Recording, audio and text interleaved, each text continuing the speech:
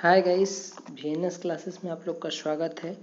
मैं अभिषेक मिश्रा आज फिर लेके आया हूँ एक नई क्लास। आज की क्लासेस में हम लोग सीखेंगे चर अचर संख्याएं क्या होती हैं और इनकी पहचान आप कैसे कर सकते हैं। तो फिर सिंपल सा तरीका है, देखिए। चर संख्याएं मतलब वे संख्याएं जो किसी के भी साथ चली जाएं। अचर संख्याएं मतलब वो संख्याएं जो अपने आप में अपना महत्व रखती हों, वो खुद कभी चेंज नहीं होती हैं। ठीक, ये था एग्जाम्पल। अब देखते हैं इसको डिटेल से कि चर किसको कहते हैं और अचर किसको कहते हैं। ठीक, चर संख्याएं, चर संख्याएं। देखिए, चर संख्या उन संख्याओं को कहते हैं जो आप वर्ड में लिखते हैं, यानी कि ABCD, XYZ, ये क्या है? चर संख्याएं। अर्थात ये किसी की भी साथ चली जाती हैं। याद करने के लिए मैं आपको बता रहा हूँ, ध्यान रखिएगा। चर संख्याएं जो किसी के भी साथ चली जाती हैं, जैसे कि कभी हम मानते हैं मैथ में, माना x बराबर 3 और कभी मानते हैं कि माना उसका मूल्य x रुपए था। तो ये जो है हमेशा परिवर्तित होती हैं अपने मानने के हिसाब से। तो ये क्या है? चर संख्याएं हैं। और अचर संख्याएं क्या हैं? अचर संख्याएं वो संख्याएं हैं पहले चर संख्याएं फाइनल हो गई, यानी कि x, y, z, ये सभी मतलब कोई भी संख्याएं हो इस प्रकार की, तो वो चर संख्याएं कहलाती हैं। फाइनल हो गया। अब देखते हैं अचर संख्याएं। अचर संख्याएं 1, 2, 3, कोई भी पूर्ण संख्या, कोई भी पूर्ण संख्या अचर संख्या होती है। अब इनका क्वेश्चन में कहाँ यूज होता है, क्वेश्चंस में कैसे आते हैं, ये देख लेते हैं। जैसे कि क्वेश्चंस लिखा होता है कहीं कहीं 3x प्लस 4x। अब बताइए ये संख्याएं जो हैं ये चर संख्याएं हैं या अचर संख्याएं? अब आप कहेंगे कि ये अचर है और ये चर है, तो ये गलत है। क्यों? क्योंकि ये पूरी संख्या ही चर संख्याएं हैं।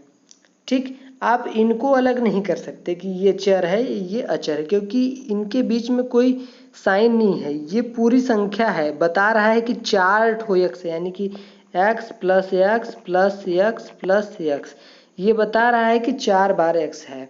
ठीक, तो ये संख्याएं क्या हैं? चर संख्याएं कहलाती हैं। और अचर संख्याएं क्या हैं? अचर संख्याएं जैसा कि आप जान चुके हैं, केवल मैं 3 लिख दूं, केवल मैं 40 लिख दूं, कुछ भी संख्या लिख दूं, वो क्या है? अचर संख्या है। ठीक, अब जैसे चर, मैं एक साइड लिख देता हूं चर और एक साइड लिख देता हूं अचर, और आपको बताता हूं कि ये कौन सी सही होगी और कौन सी गलत होगी।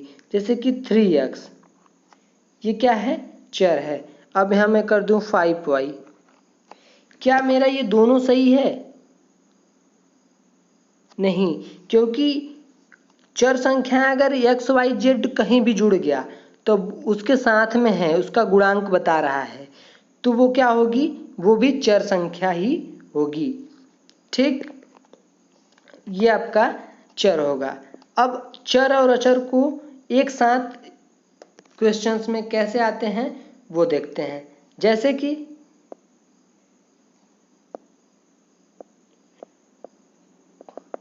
चला जा भाई अगले, चलिए देखिए, जैसे कि लिखा होता है कहीं कहीं 4x प्लस 20। अब मैं पूछूं कि यहाँ पे चर क्या है और अचर क्या है, तो आप यहाँ पे बता सकते हैं, क्या बता सकते हैं? कि ये आपकी चर संख्या हो जाएगी और ये जो 20 है ये आपका अचर हो जाएगा। ठीक, अब चर और अचर जब एक साथ किसी क्वेश्चंस में होते हैं तो उनको अलग कैसे करते हैं, ये हम सीखेंगे पक्षांतर वाले में। लेकिन एक ठो मैं थोड़ा सा आपको बता देता हूँ। जैसे कि आपके पास एक इक्वेशन दिया हुआ है 5x plus 5y plus 30 equal 0। ठीक, एक मिनट, यहाँ आप माइनस कर लीजिए, यहाँ आप माइनस कर लीजिए, तब ज़्यादा ठीक रहेगा। अब देखिए, इनको क्या करना है कि एक साइड में चर लिखना है और इस साइड में बराबर के इस साइड में अचर लिखना है। ठीक, ये दोनों तो अभी एक ही साइड में है, जैसे कि इसमें कुछ संख्याएं चर होंगी और कुछ अचर होंगी, दोनों बराबर के इसी पार है। इस पार में 0 बता रहा है, लेकिन आपको क्या करना है, चर अलग करना है और अचर अलग करना है। तो क्या करेंगे कि हम जिन संख्याओं के साथ ये वर्ड लगे होते हैं उनको एक साइड कर देते हैं। जैसे कि हम इसको रखने देंगे 5x प्लस 5y, बराबर का निशान लगाएंगे। अब ये अचर है क्योंकि इसके साथ कोई भी अक्षर नहीं लगा हुआ है, तो इसको हम बराबर के उस पार लेके चला जाएंगे, तब ये क्या हो जाएगा, केवल 30 हो जाएगा। यहाँ माइनस में था, बराबर के उस पार गया तो प्लस में हो गया। ऐसा क्यों हो गया, जब कभी भी बराबर क्रॉस करता है तो अब उसका साइन चेंज हो जाता है। ये हम आपको पक्षांतर की वीडियो में सिखाएंगे, जो कि कल आएगी। आज के लिए इतना ही। आशा करते हैं आपको चर और अचर समझ में आ गया होगा। आप प्रैक्टिस कीजिएगा। प्रैक्टिस क्या करना है, एक बार में ही दिमाग में तुरंत सेट हो जाना चाहिए।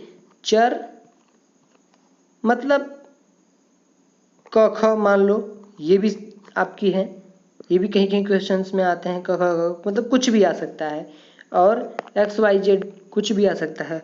और अचर में क्या आ जाएगा, कोई भी पूर्ण संख्या 1 2 3 4 10 100, कोई भी संख्या।